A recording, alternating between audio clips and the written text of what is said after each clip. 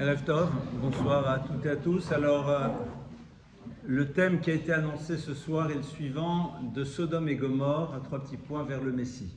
Donc, a priori, sujet énigmatique, ne serait-ce qu'au niveau de son titre, et qui prend son origine à l'intérieur d'un texte qu'on va découvrir ensemble. On va tout d'abord, en premier lieu, revoir un petit peu c'est quoi cette histoire de Sodome et Gomorrhe, de Sodome et Gomorrhe. Alors, juste pour la petite histoire, dans le texte de la Torah, on nous parle de Sodome ve Amora. Sodome et Amora, pas comme la moutarde, il y avait une marque, je crois. Ce qui est très intéressant, c'est que Amora est devenu Gomorrhe. Alors, j'ai eu plusieurs options de lecture, et une des lectures serait la suivante, c'est que les premières Bibles qui ont été imprimées l'étaient aux Pays-Bas, et si vous allez aux Pays-Bas, vous verrez que les Juifs là-bas, la lettre Aïn, d'accord, que les Ashkénazes, que je suis, ne savent pas prononcer, mais j'ai quand même appris à le faire, Aïn, là-bas ils ne disent pas A, mais ils disent G. C'est très intéressant. Alors peut-être que le Sodome Amora s'est transformé en Sodome Gomorrhe, et ça nous a donné Gomorrhe. Si vous avez d'autres options, avec plaisir, parce que c'est quand même assez curieux.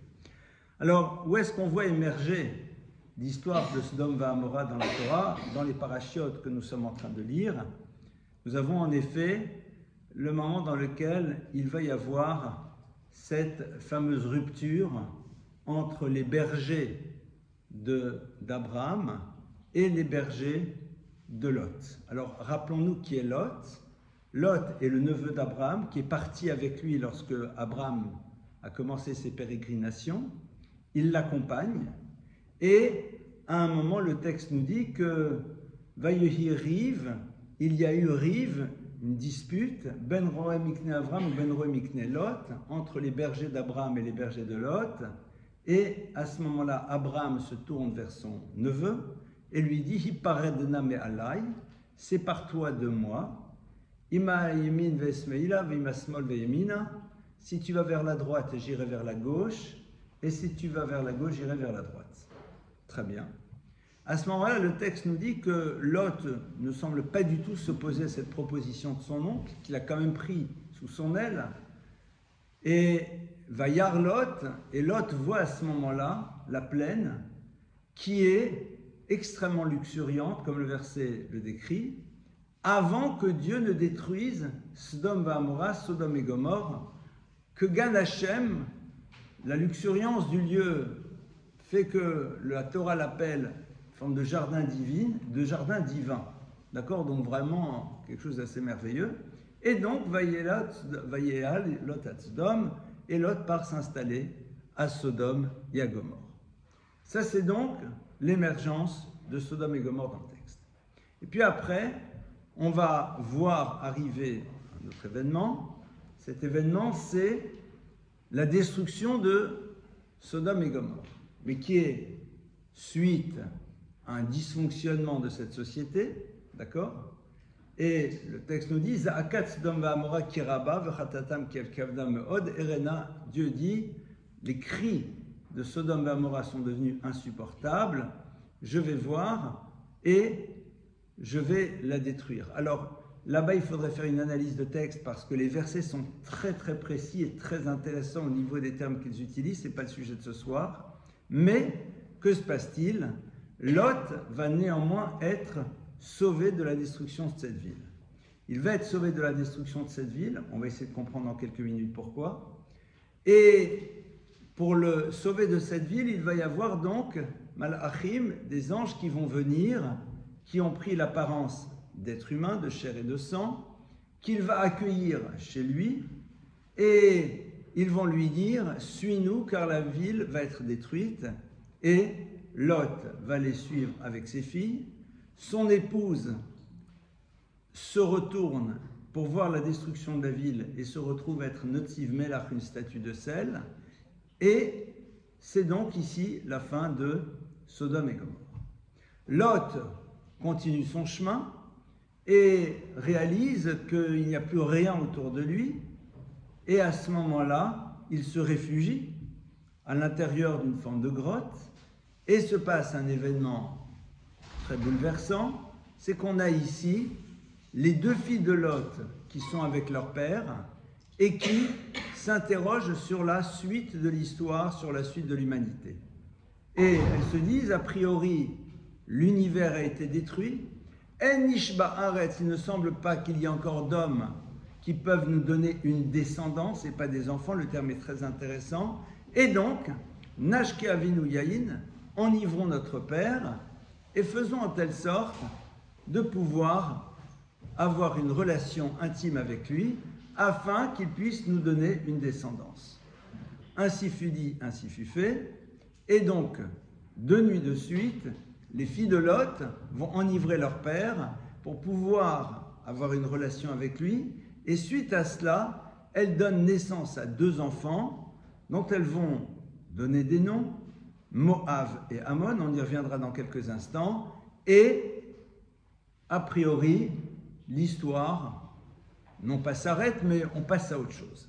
Alors, une des questions qu'on peut poser ici, c'est la suivante. C'est qu'on a ici quand même une histoire dont, a priori, on ne voit pas l'intérêt. C'est-à-dire que si vous regardez le texte de la Torah, l'histoire d'Abraham, on n'en raconte que des épisodes extrêmement partiels. Il y a énormément d'éléments de son histoire qui se sont transmis dans la loi orale, dans le Midrash. Ici, on a un développement de l'histoire de Lot. Entre vous et moi, qu'est-ce qu'on a besoin de savoir ses pérégrinations, son sauvetage, ses filles, les enfants qu'il va avoir avec ses filles? En quoi ça nous concerne? Donc on a déjà ici une question évidente qui se pose, et je vais donc vous lire un texte, qui est un texte donc du Midrash, et qui nous dit la chose suivante. Alors le verset que cite le Midrash est le suivant. Donc c'est un verset. Le Midrash, c'est la tradition exégétique du texte, d'accord? C'est tout ce qui a été transmis de manière orale pour nous permettre de comprendre et de développer le texte. Et le Midrash a commenté ce verset qui nous dit « Koum, lève-toi », on parle à Lot, « Kachet ishtocha, prends ton épouse, vetshte benotecha nimtzaot, et tes 2 filles qui sont là, les gens qui n'ont pas voulu suivre. » Et là, le Midrash, comme à son habitude, s'arrête sur un des termes et on fait une autre lecture. C'est-à-dire, on travaille souvent dans le Midrash sur une quasi-homonymie des termes. Et donc, il va prendre le terme de Anim Tsaot, qui se trouve là, et va le traduire Shte Metziot. Nim Tsaot nous renvoie à la notion de Metzia. Metzia, c'est une trouvaille. Comme Nim Tsaot, c'est un pluriel. Donc, le Midrash va dire prends tes 2 filles, Shte Metziot, et les 2 trouvailles que l'on va faire à partir d'elles. Qui sont-elles? Ruth la Moavia, Venaoma Anomite. Ruth la Moabite et Naama l'Ammonite. Point. Suite du Midrash. Amar Rabbi Yitzhak a dit, le verset nous dit dans les psaumes, Matsati David Avdi, j'ai trouvé David, mon serviteur, David donc à l'origine de la royauté d'Israël qui va mener le Mashiach. Heichan Matsati Oto, mais où ai-je trouvé David? Matsati Oto Bisdom, je l'ai trouvé à Sodome. Point. Donc on a ici un texte qui, de manière très courte, très claire, est en train de nous ouvrir à quelque chose auquel on ne s'attendrait absolument pas, c'est que l'histoire de David, donc du Mashiach, prend son origine à Sodome. On va essayer de comprendre comment se fait-il que le Mashiach, que l'on traduit en français par Messie, est quelque chose qui démarre son histoire dans Sodome et Gomorrhe. Qu'est-ce qui se passe? Comment ça fonctionne?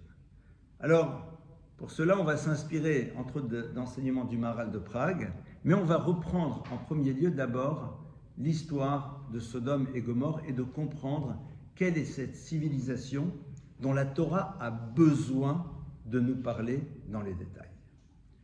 Donc, on a vu qu'elle nous est présentée, elle nous a été déjà présentée dans la paracha de la semaine dernière quand il y a eu la guerre des 4 rois contre les 5 rois. Mais là-bas, à la limite, on ne sait pas qui c'est, qu'est-ce que c'est. La Torah nous a parlé du conflit entre 4 et 5 rois, avec toutes sortes d'événements qui se passent, mais qui est cette société? On n'en sait rien. Cette société nous est décrite à travers l'histoire de Abraham et de Lot.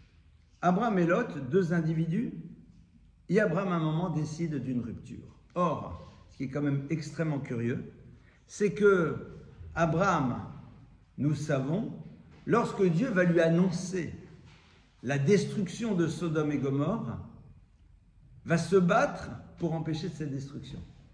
Donc ça veut dire qu'Abraham est quelqu'un qui lutte pour pouvoir sauver un lieu qui a priori est complètement opposé au modèle qui est le sien, et on va voir pourquoi. La première question qui se pose, c'est la suivante. Comment se fait-il qu'Abraham décide de créer cette rupture avec son neveu? Alors qu'Abraham, c'est au contraire celui qui ouvre sa tente, c'est lui dont la tente a 4 ouvertures, c'est celui qui va à la rencontre de tout individu pour l'amener à se rapprocher de cette croyance dans un Dieu unique et tout ce que cela implique. Or là, il est en plus avec son neveu qui est orphelin, et Abraham dit « Hiparedna me'alai preda », c'est-à-dire rupture, séparation, et pour être très clair, tu vas à droite, je vais à gauche, tu vas à gauche, je vais à droite, c'est-à-dire on prend 2 chemins totalement différents. Qu'est-ce qui s'est passé pour que Abraham décide cette rupture avec Lot? Alors, on va tout d'abord, si vous le voulez, s'arrêter sur le personnage d'Abraham et le personnage de Lot. Abraham est celui dont le principe même va être la notion de bracha, de bénédiction. En effet, le texte nous dit « Vavarechecha, mevarechecha » et celui qui te bénit, je le bénirai. C'est-à-dire que Abraham, sa particularité, c'est quoi? C'est de bénir. Ça veut dire quoi, bénir? Quand on parle de bénir, qu'est-ce qu'on veut dire par bénir? Bénir, c'est pas remercier. Bénir, c'est introduire la notion du coefficient multiplicateur à l'intérieur d'une existence. Lorsque vous bénissez quelqu'un, vous lui souhaitez un développement dans tous les domaines qui seront positifs pour lui. C'est ça l'idée de la bénédiction. La bénédiction, c'est vouloir faire en telle sorte qu'il y ait un développement de tous les éléments positifs qui peuvent se trouver dans une histoire de vie.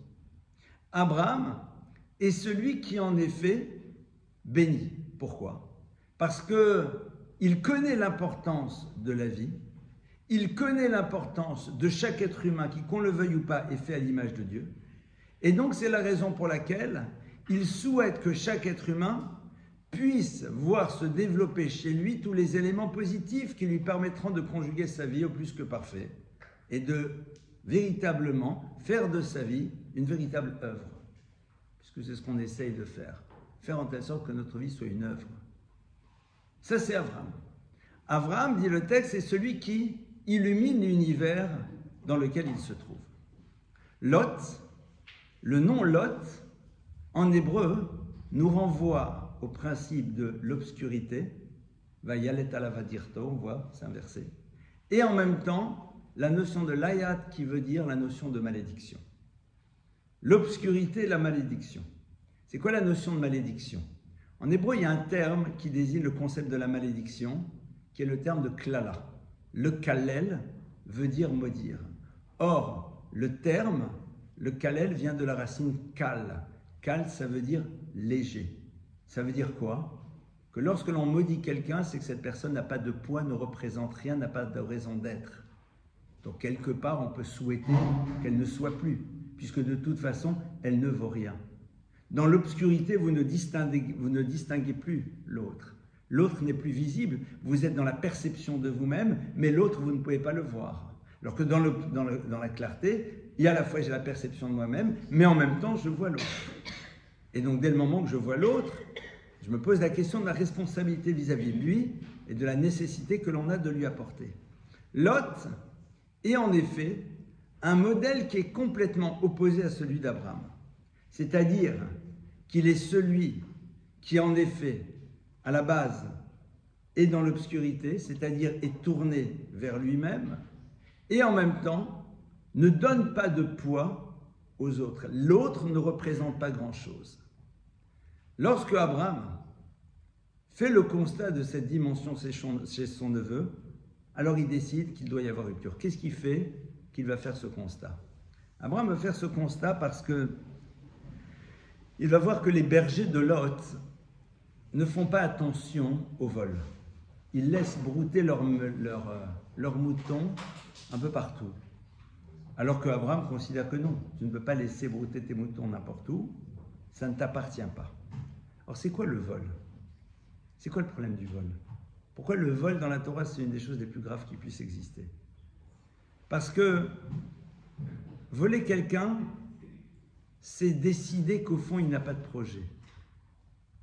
Traduction. Chaque élément que Dieu nous a mis à disposition fait partie de ce dont on a besoin pour créer un projet de vie. Voler l'autre, c'est prendre de lui un élément qui était nécessaire pour son projet de vie, donc décider qu'il n'a pas de projet de vie. C'est ça le drame du vol. C'est pour ça qu'on vole le sommeil, on peut voler d'autres choses, c'est-à-dire prendre quelque chose à l'autre qu'il aurait pu utiliser pour faire ce qu'il aurait dû faire. Dès le moment où je le prends, ça veut dire qu'au fond, l'autre n'a pas de place, n'a pas sa raison d'être, vu que je m'approprie un élément dont il a besoin pour créer son histoire. Je peux vous donner un exemple un peu bébête. C'est comme si demain, il y avait quelqu'un qui avait une machine pour faire, je sais pas, ce qu'il a besoin de faire avec cette machine, du pain, des ordinateurs, ce que vous voulez. Puis je viens, puis quelqu'un vient et puis lui prend une petite pièce de la machine. Qu'on le veuille ou pas, il devrait être obligé de tout reconstruire et de faire autre chose, parce qu'il lui manque une pièce. Voler, c'est au fond dire, quelque part, tu n'as pas de projet. Parce que je prends un élément, et donc le projet qui aurait dû être le tien, tu ne pourras plus le réaliser. Mais ça, à la limite, ça ne me dérange pas du tout. Quand Abraham voit ce modèle de fonctionnement chez les bergers de Lot, et que Lot ne les empêche pas, Abraham comprend qu'ici, il y a un danger majeur. C'est d'inscrire cette dimension-là à l'intérieur de son système. Si les bergers de Lot étaient des idolâtres, ça ne le dérange pas. Pourquoi? Parce que c'est une croyance, on peut parler. Là, c'est un modèle de fonctionnement beaucoup plus grave parce que c'est le déni de l'histoire de l'autre. Et je ne peux pas vivre dans cette proximité. Abraham dit, ça s'arrête. Et à ce moment-là, Lot va où? Il va vers Sodome et Gomorrhe. Ça veut dire que le chemin que Lot va faire vers Sodome et Gomorrhe correspond au fond à la vision du monde qui est la sienne. On va voir que néanmoins, Abraham va demander à Dieu de sauver Sodome et Gomorrhe. Il ne va pas demander qu'on exfiltre les gens bien. Il va dire, mais s'il y a peut-être 10 personnes bien dans ces villes, peut-être qu'on peut les sauver. Et Dieu dit, il n'y en a même pas 10.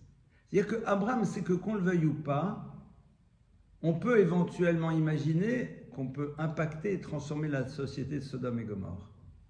Mais lui, ayant fait le constat qu'il n'a pas réussi à impacter Lot, réalise que ça ne sert plus à rien qu'il soit à ses côtés. Abraham fait le constat que Lot, ayant vécu dans sa proximité, a malgré tout un choix de vie qui est complètement différent du sien. Donc Abraham dit à partir de là, moi je ne peux plus rien faire. Donc il vaut mieux que je me sépare de lui.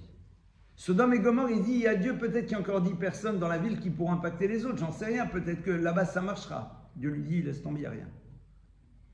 Donc, on a ici un modèle de fonctionnement qui est quand même extrêmement particulier au niveau de la société de Sodome et Gomorrhe.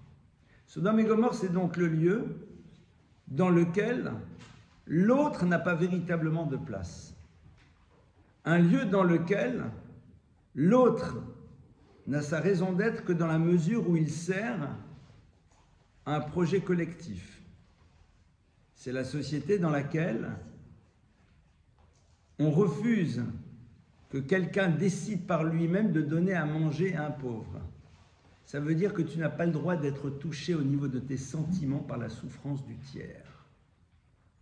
C'est le lieu dans lequel on ne veut pas que cette notion de sensibilité soit présente. La preuve, c'est que le pauvre qui arrive aux confins de la ville pourra aller dans un lieu dans lequel on lui remettra quelques pièces. Évidemment, on fera de l'aide humanitaire, il n'y a aucun problème.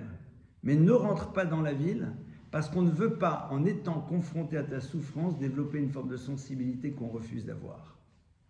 C'est le lieu du non-sensible.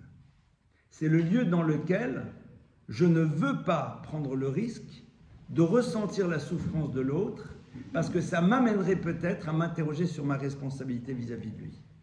Donc, au niveau purement des grands principes, on va dire il faut donner à quelqu'un qui n'a pas, mais qui reste à l'extérieur. Le pauvre n'a pas le droit de rentrer en ville. Il doit rester aux confins de celle-ci. On ne veut pas développer une quelconque forme de sensibilité par rapport à la souffrance de l'autre. Et c'est très intéressant parce que c'est une société donc dans laquelle on ne veut pas accueillir les étrangers.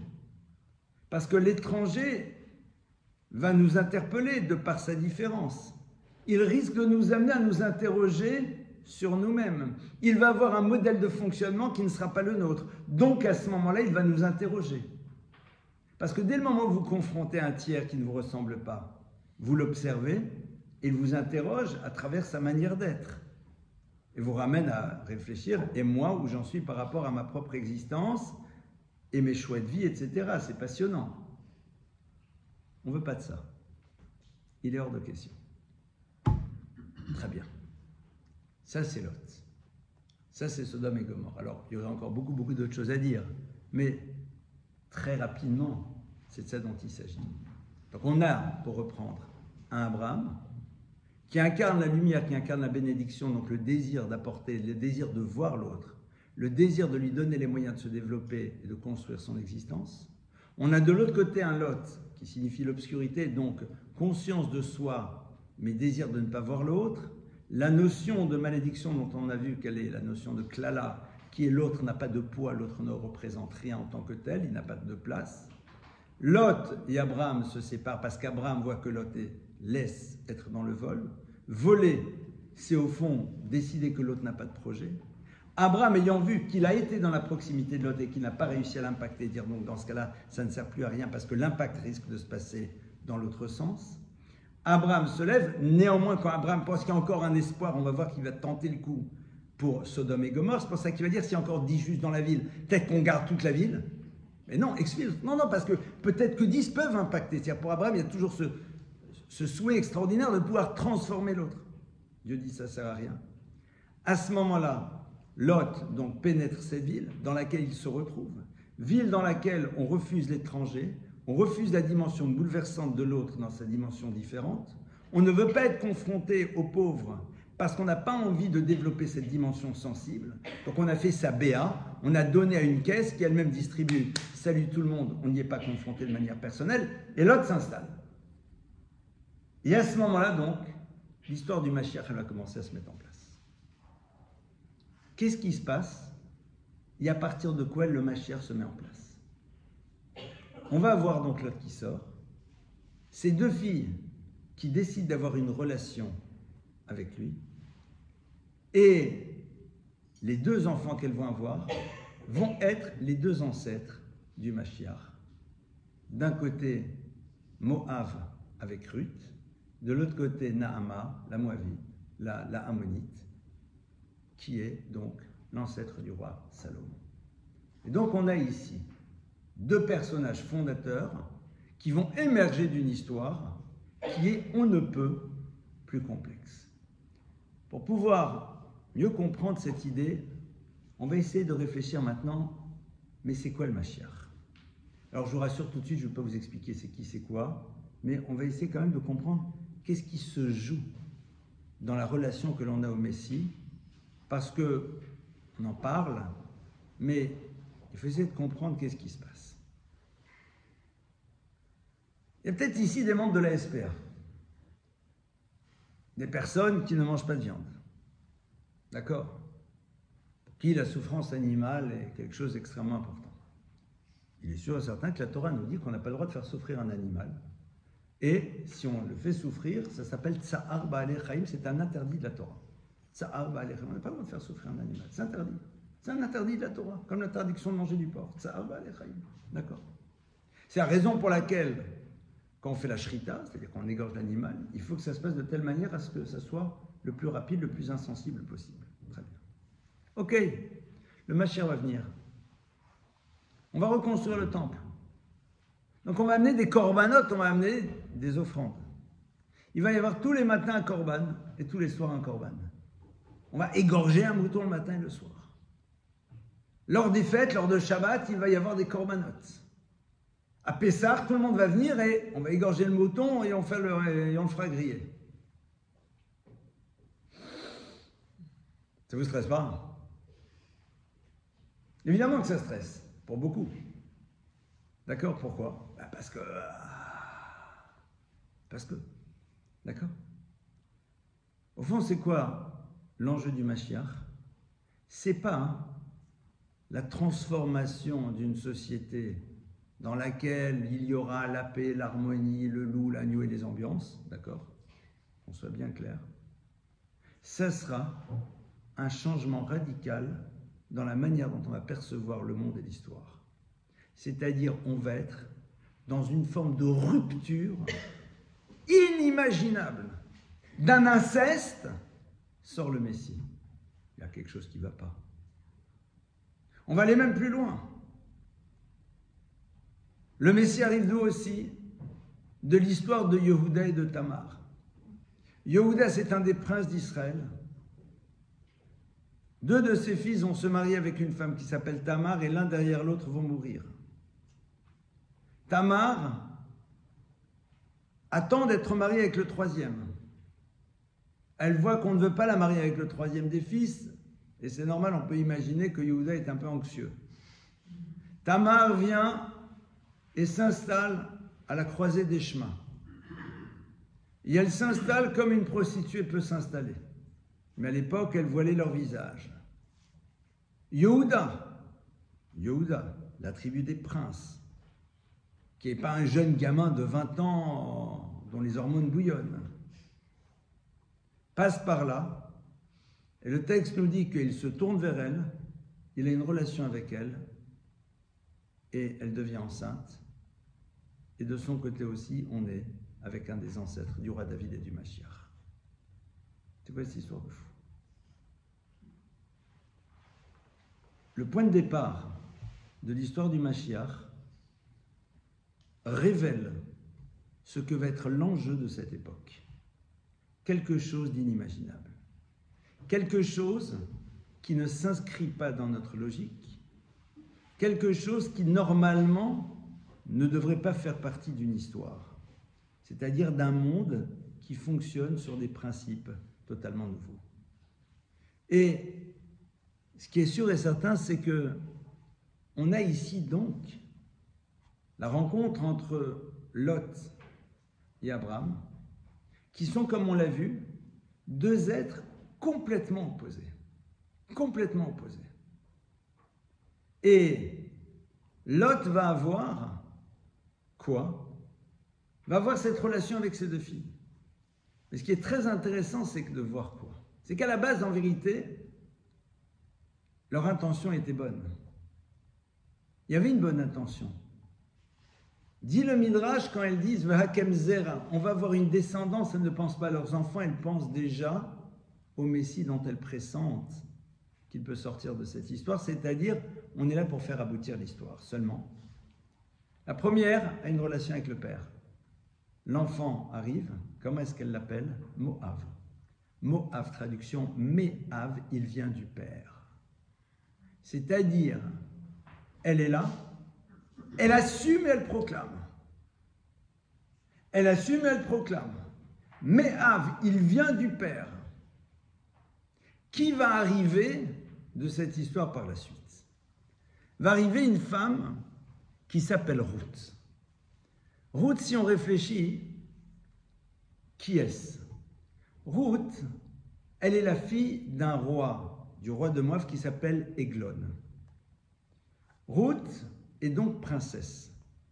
Elle va se marier d'abord avec un des enfants d'Elimelech, qui est un riche habitant d'Israël de l'époque.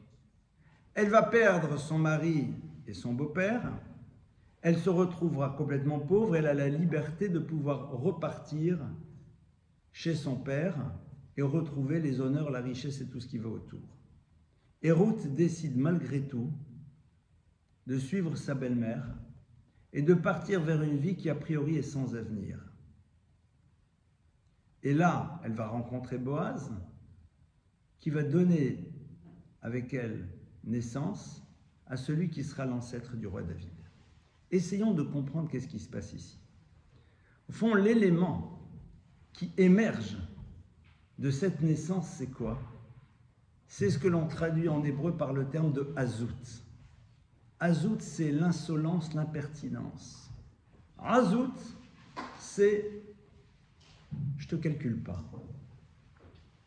Tu peux penser ce que tu veux, c'est pas mon problème. Ouais, mais Av, il vient du père. C'est une relation incestueuse, point barre, provoquée par moi, point barre. C'est violent. La Azout, revendiquer, assumer et proclamer. Parce que souvent, on va dire la personne a dit, ok, j'assume. C'est un point. Après, elle revendique. 2. Mais là, elle proclame. C'est-à-dire, aux yeux du monde, elle est en train de dire, je donne naissance à une lignée dans laquelle j'assume et je proclame complètement d'où vient cet enfant. Et c'est là où justement doit démarrer le royaume de David. Parce qu'au fond, c'est quoi la notion de malchout? C'est quoi la notion de royauté? Le texte nous dit, à propos du roi, Meler Poretz Geder. Traduction, le roi Poretz Geder est celui qui fait sauter toutes les barrières. C'est-à-dire que le roi est celui qui, au fond, peut se permettre ce qu'il veut. Il est dans cette dimension de Azout, mais cette dimension de Azout, elle doit être tournée dans ce qu'on appelle Azout d'Ikdusha, c'est-à-dire l'impertinence dans l'univers de la Kedusha, de la sainteté.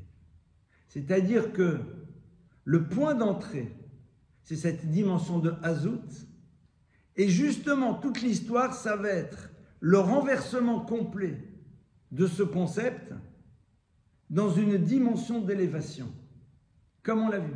C'est-à-dire que le Mashiach, c'est une transformation totale de quelque chose. On n'aurait jamais pu imaginer une chose pareille, et pourtant elle existe.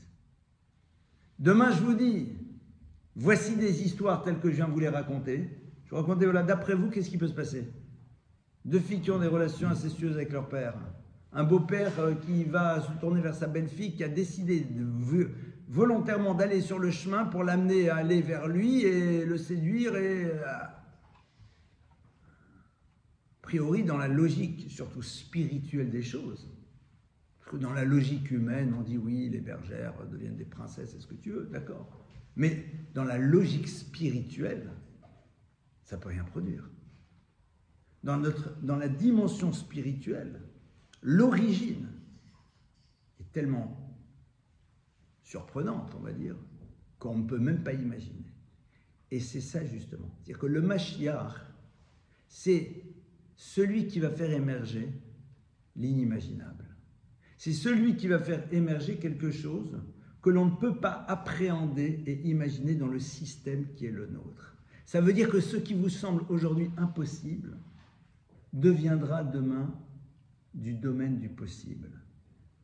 C'est au fond tout ce que le roi David va faire émerger.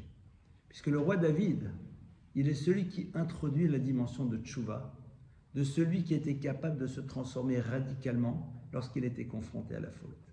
Le changement total et absolu qui va être l'élément clé de la période messianique. Et c'est vrai que c'est sans doute une des choses les plus complexes à intégrer. Pourquoi? Parce que nous sommes dans un monde dans lequel on imagine un futur qui s'inscrirait dans le même principe que notre quotidien, mais dans lequel on est retiré les dimensions négatives, anxiogènes et difficiles. C'est-à-dire, en 2 mots, on reste comme on est, mais on retire ce qui nous ennuie. C'est top. C'est-à-dire que l'anxiété liée à l'agression que l'on vit actuellement, les peurs, les trucs comme ça, tout ça, ça disparaît. Les maladies sympas, tout va bien, quoi. Mais je continue à prendre mon café le matin tranquillement en lisant Biba ou ce que vous voulez, et puis je me détends sur les plages de Eilat tranquillou. Mais sans angoisse. Non. Ça, c'est ce qu'on voudrait. Parce qu'au fond, on n'est pas prêt à imaginer qu'on peut être bouleversé. Parce qu'on n'est même pas prêt à imaginer qu'il puisse y avoir un changement radical. Ce qui ouvre le Mashiach, c'est le fait qu'on envisage ça comme étant un monde des possibles. Et ça, c'est sans doute un des enjeux majeurs. Donc, qu'est-ce qu'on va voir avec David? David Amelach, il arrive de Ruth. Ruth, elle est celle qui a fait preuve de cette azout incroyable. Comment cela? En mettant de côté tout ce que la logique aurait pu l'amener à faire comme choix. C'est-à-dire, t'es veuve, t'as plus ton beau-père, t'es pauvre. Qu'est-ce que t'as à gagner à rester juive ou à devenir juive? Qu'est-ce que t'as à gagner? Circuler, il n'y a rien à voir. Aujourd'hui, il y en a qui pensent gagner un mari ou une femme en devenant juif. Why not? Pourquoi pas? Mais généralement, on préfère que le mari ou la femme qu'on va gagner soit plutôt quelqu'un qui a déjà une bonne parnassa, etc. Je suis un peu cruel, mais c'est souvent ça. Je respecte, je vois tout le monde. Donc, elle n'a rien gagné. Elle n'a rien à gagner, Ruth. Et pourtant, elle y va. Parce que Ruth sait que son histoire doit se passer ailleurs. Parce qu'elle n'a pas peur de ne pas imaginer le futur. Parce qu'elle n'a pas peur d'aller vers quelque chose qui est complètement inconnu. Parce que ce n'est pas la représentation d'un futur hypothétique qui est à l'origine de son mouvement. C'est sa recherche de vérité. Avec l'histoire qui va en découler. En 2 mots, elle ne fait pas de choix stratégique. Elle fait un choix de vérité. Et à partir de là, elle y va. Et on voit bien que Naomi lui dit, mais qu'est-ce que tu cherches? Ça ne sert à rien. Ruth lui dit, t'as raison. Ruth lui dit pas, mais non, j'ai confiance, etc. Non, rien du tout. Elle lui dit pas du tout, mais non, je suis sûre, etc. Je suis jeune, sympathique, belle, etc. J'ai droit de... Non, rien. Je suis, pourquoi? Elle est là parce que tout simplement, je ne me représente pas un futur pour pouvoir y aller. Pour moi, et ça, c'est faire preuve de hazout. C'est-à-dire faire preuve de ce courage, de cette hardiesse, de cette audace extraordinaire, qui avait été l'audace de son ancêtre, mais qu'elle a su maintenant totalement transformer. C'est-à-dire que le méhav de celle qui a conçu avec Lot, qui est l'expression de la hardiesse, de l'audace, de c'est pas grave, ce qu'en penseront les autres, c'est pas mon problème, c'est exactement la même chose. Parce que là, quelqu'un va lui dire, mais Ruth, qu'est-ce que tu fais? Faut être sacrément construit pour lui dire, je sais que je vais quelque part, c'est là où je dois aller. Mais t'es complètement folle. Et puis, qu'est-ce qu'on va penser de chez toi? À la limite, tu t'étais marié avec les fils d'un riche propriétaire foncier de terrain en Israël, bon, why not? Mais là, qu'est-ce que tu fais? C'est ça, cette notion. Ça veut dire que, sans doute, un des enjeux majeurs de l'époque messianique, ça va être d'abord de faire preuve de cette hazout, de cette hardiesse, et surtout, de faire en telle sorte que la manière dont on va être perçu par les autres ne soit pas présente du tout dans nos choix d'existence. C'est-à-dire que, à aucun moment, cette notion soit présente dans notre tête.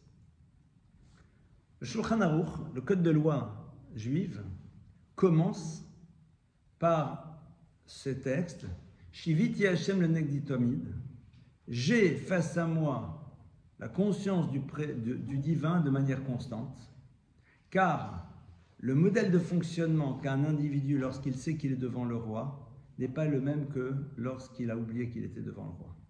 Et le Shulchan Aruch continue et nous dit que l'individu ne porte pas attention à ceux qui se moquent de lui au moment où il accomplit ce que Dieu attend de lui.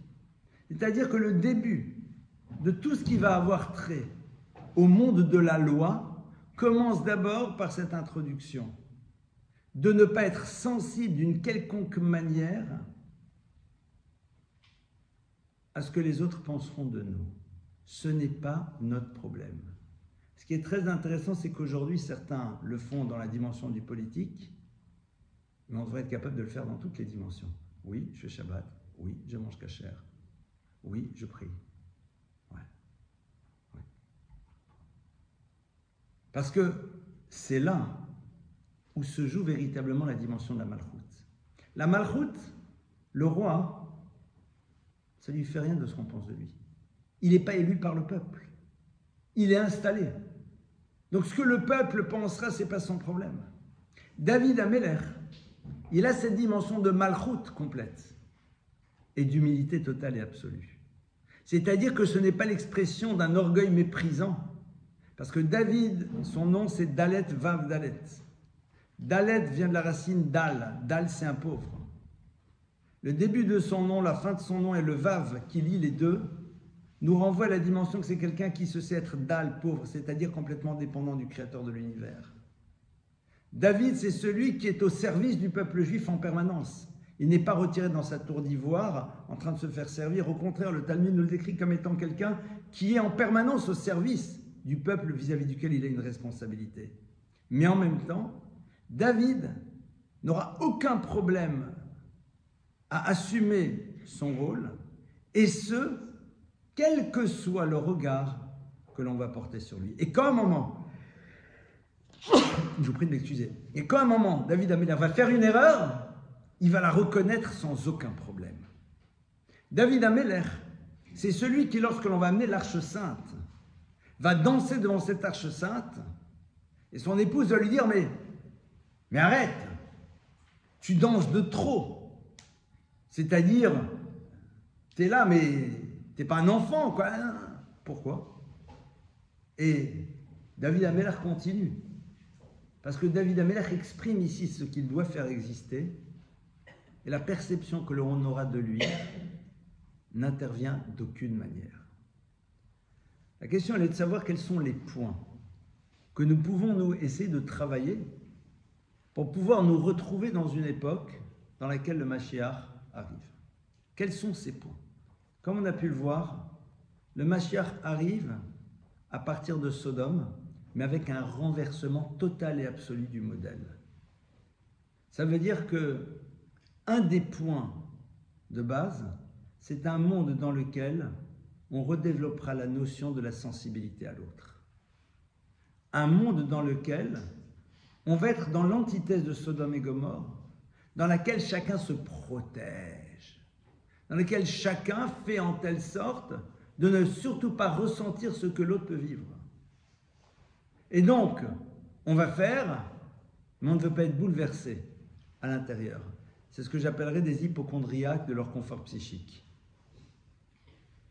Se protéger en permanence, redévelopper sa dimension sensible. Pourquoi? En hébreu, la sensibilité, ça se dit le regesh. Et avec le mot regesh, vous faites deux autres mots. Vous faites le mot gesher ou le mot garesh. Gesher, c'est quoi? C'est un pont. Garesh, c'est la rupture, c'est le divorce. C'est-à-dire, c'est soit le lieu du lien, ce qui permet à une personne d'aller vers l'autre à l'image d'un pont. Ça veut dire que chacun est dans son histoire, parce qu'on ne fusionne jamais dans la Torah, mais chacun va vers l'autre. On n'a pas peur d'aller vers l'autre, mais si la notion du regesh n'est pas présente, garesh, ça ne peut amener qu'une rupture. On peut être ensemble, mais en rupture. Pourquoi? Parce qu'il manque justement cette dimension-là. Et ça, c'est peut-être une des premières choses à installer. C'est-à-dire retrouver la dimension sensible qui doit nous habiter au quotidien. Comment est-ce qu'on y arrive? On a une chance extraordinaire, c'est que tous les jours on prie. Et dans la tfila, on dit beaucoup de choses. Il y a une tfila dans laquelle on demande beaucoup de choses. C'est quoi? C'est la Shemona Esrei, ce qu'on appelle la Hamida, ce texte qui se dit debout, dans lequel prononce à voix basse bon nombre de demandes. et vous constaterez que toutes ces demandes sont exprimées au pluriel. C'est-à-dire que on doit être dans le désir que l'autre ait ce que l'on veut avoir soi-même. Je ne peux pas m'imaginer demander quelque chose pour moi et ne pas avoir le même désir que l'autre. C'est la même chose. C'est-à-dire que si moi je ressens que j'ai un besoin, alors je dois être capable de ressentir que l'autre il peut avoir le même principe de besoin, qui ne va pas s'exprimer dans le même domaine, mais qui est dans le même principe. C'est très intéressant de voir qu'au fond, quand on demande d'avoir la santé, la parnassa, ce que vous voulez, c'est au pluriel qu'on le demande. Parce qu'on doit être capable d'imaginer que mon besoin, c'est aussi le même besoin que l'autre. Ça, c'est déjà de manière très concrète. Ce serait intéressant peut-être de temps à autre et de s'arrêter et d'essayer d'imaginer qu'est-ce que les gens qui sont autour de nous peuvent ressentir face à certaines situations de vie. De ne pas avoir peur de se retrouver dans un moment dans lequel on est touché, on est bouleversé. Et quelque part, ça nous amène à ne pas nous sentir au top de top. Ouais. On se protège trop. On se protège trop et d'un autre côté, la curiosité maladive, voire morbide qui est la nôtre, nous amène à voir toutes sortes de choses qui sont horribles. Et quelque part, ça ne nous apporte strictement rien. Ça va être déjà la première chose. Sodome Vamora, c'est quoi aussi? Sodome Vamora, c'est la société dans laquelle, eh bien, Lot ne va pas pouvoir prendre avec lui ses deux gendres. C'est-à-dire, c'est la société dans laquelle il ne peut pas prendre ses deux gendres. Pourquoi? Parce qu'ils sont tellement inscrits dans le système qu'ils ne peuvent même pas entendre quelque chose d'autre. C'est quoi? Comment peux-tu imaginer qu'une société comme la nôtre puisse à un moment disparaître? Pourquoi? Parce que je vous rappelle que la Torah avait décrit la société de Sodome et Gomorrhe comme étant une société qui vivait dans un environnement extrêmement riche et luxuriant. Que Gan Hashem! Pourquoi on appelle ça le jardin de Dieu? Parce que c'est un monde qui voit dans sa réussite une forme de validation du divin. Un monde dans lequel on se dit, non mais ça va tellement bien que Dieu, évidemment, n'est pas contre. Et donc à partir de cela, imaginez que la réussite, au contraire, peut être un masque face à la décrépitude des fondamentaux d'une société est quelque chose d'inimaginable pour eux. Lot va quand même réussir, lui, à les entendre, et il quitte un monde dans lequel on sanctionne ceux qui ont fait du bien, parce qu'il ne faut pas qu'il y ait à l'intérieur d'une société quelqu'un qui remette quoi que ce soit en cause. Surtout pas. Ça veut dire que le Mashiach, il émerge dans un monde dans lequel il y a à la fois on développe une dimension sensible, un monde dans lequel on ne voit pas derrière la réussite l'expression d'une validation divine, un monde dans lequel on ne fait pas disparaître ceux qui nous interpellent. Comment est-ce que vous faites disparaître ceux qui vous interpellent? En les tuant.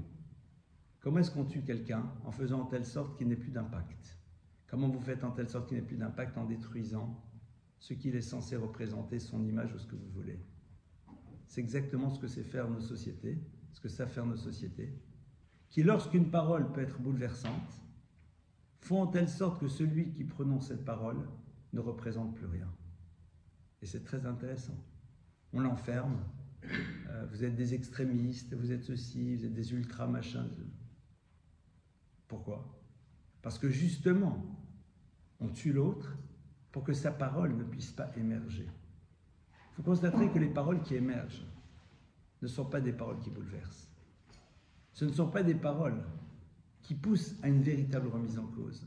Ce sont des paroles consensuelles, parfois très belles et très jolies, mais qui, quelque part, nous permettent de rester là où on est.